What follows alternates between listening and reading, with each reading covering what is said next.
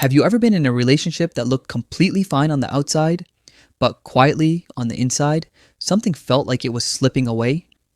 No big fights, no dramatic breakup moment, just distance. A slow fading you couldn't quite explain. If you've ever felt that, stay with me.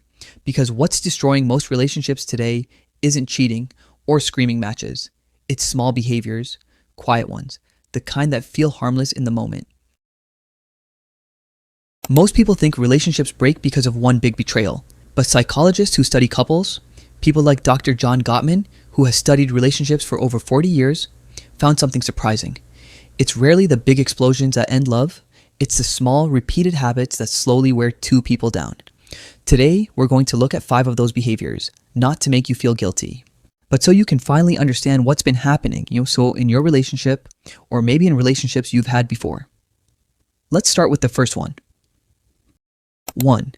Emotional withdrawal.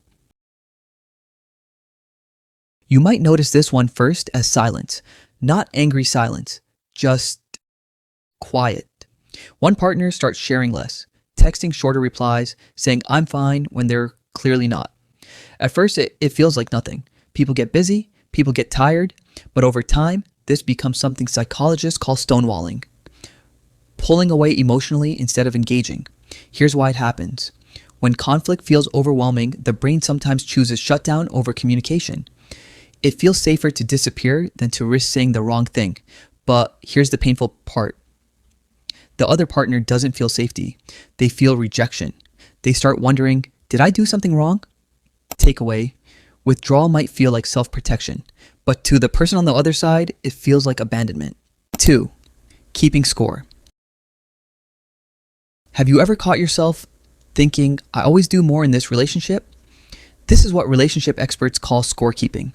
Silently tracking who gives more, who apologizes first, who tries harder. At first, it feels justified. You're just noticing the imbalance, right? But over time, this turns love into a competition instead of a partnership. Psychologically, this often comes from unmet emotional needs. When we don't feel appreciated, our brain starts collecting evidence. It's proof that we're being shortchanged. The lonely part, both partners can feel this exact same way at the exact same time. Takeaway, keeping score doesn't fix feeling underappreciated. It just turns love into a transaction. 3. Seeking reassurance instead of giving trust. Many people don't realize this one is happening until someone points it out. It looks like constantly asking, do you still love me? Or checking your partner's phone, or needing them to prove their feelings again and again. This often connects to something called anxious attachment, a pattern formed early in life where love once felt unpredictable, so the nervous system stays on high alert, always scanning for signs of rejection.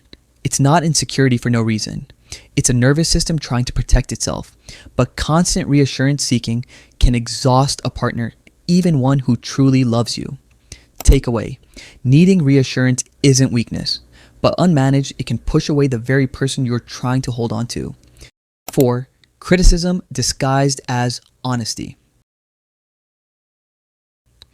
This one is sneaky. It sounds like, I'm just being honest. I'm just saying what everyone thinks. But over time, these comments chip away at something called self-worth, how valuable a person feels in the relationship. Psychologists have found that for every negative interaction, it takes about 5 positive ones to repair the emotional damage. That's a heavy ratio. So when criticism becomes a habit, even small comments start to feel like quiet attacks. Takeaway, honesty without kindness isn't honesty, it's erosion. 5. Avoiding difficult conversations. This can happen when both partners are afraid of conflict, so instead of talking, they avoid. They change the subject. They laugh it off. They say, it's fine, when it's really not. At first, this feels peaceful, but avoided conversations don't disappear and they pile up, like unread messages that quietly accumulate guilt and distance.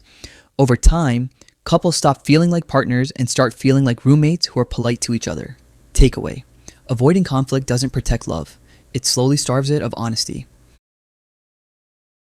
If you recognize yourself in one, or even all 5 of these, that doesn't mean your relationship is doomed. It means you're human. We all learned our relationship habits somewhere.